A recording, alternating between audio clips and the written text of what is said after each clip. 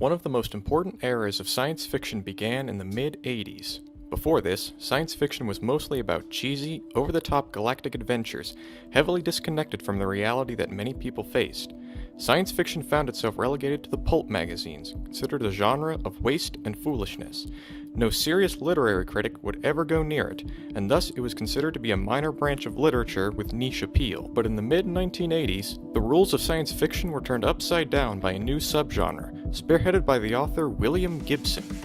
Gibson redefined the dimensions of science fiction with his works, altering the way that science fiction would be understood by the public.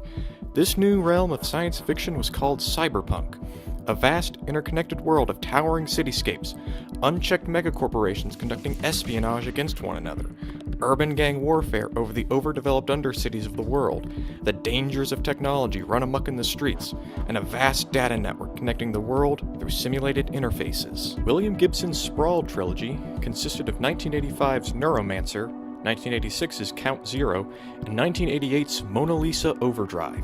This trilogy set into motion a shockwave of critical acclaim for science fiction, unlike anything the genre had seen before.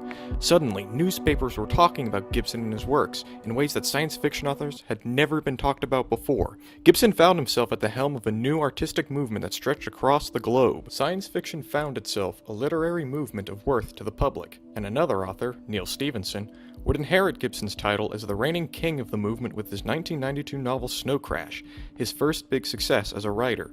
Stevenson would receive similar acclaim and attention from the media as Gibson after his novels broke big. Both Stevenson and Gibson would be hailed by the public for their predictions of a global computer network used by most of humanity.